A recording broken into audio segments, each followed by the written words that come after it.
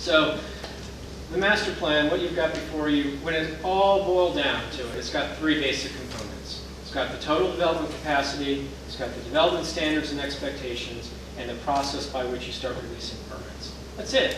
Three basic things, 7,000 acres, no problem, very easy.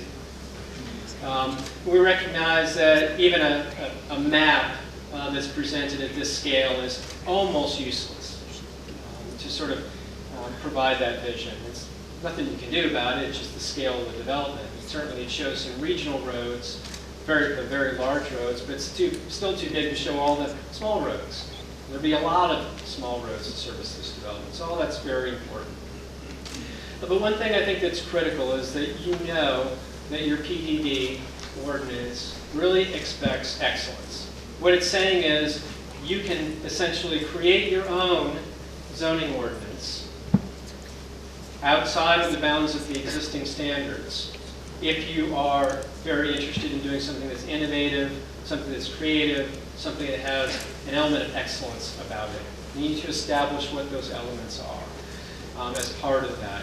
The current vision statement, I think, probably needs a little bit of work to try to explain what that means and how that gets cast over time. I think that's perhaps one of the most critical pieces to the current master plan. And so I think things including imagery, precedents, best practices, I've seen some of those floating around in the public record, but not included as part of the final PDD master plan. I've seen some things on websites.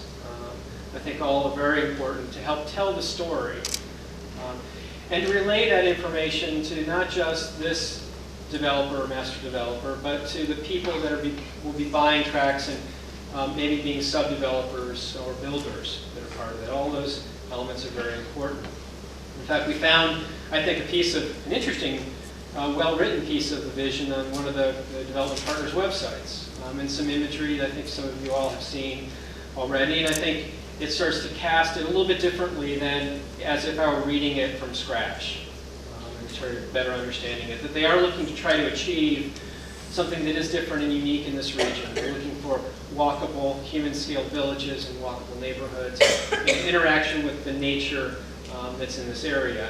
None of that, unfortunately, gets conveyed as part of the ordinance, so none of it then gets conveyed to the development expectations down the line. So I think all those things are important. All entirely fixable, just examples of things that we've seen in imagery that we've seen, I think, that cast a very interesting and compelling vision for what makes us unique and how to make this a little bit different over time, that talk about the natural settings, the integration of the elements of living in the village, and the organic growth that occurs as a result of that.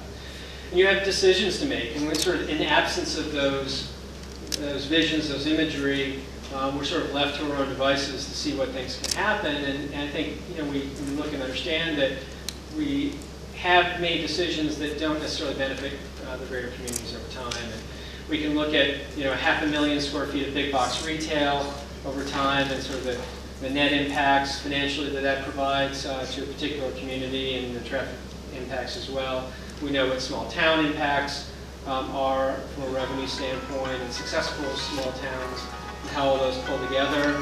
We know what a vibrant urban center is, with great walkable streets and mixed-use multi-story buildings, and all those elements that get pulled together, and the potential revenue yields from that, and how that then returns.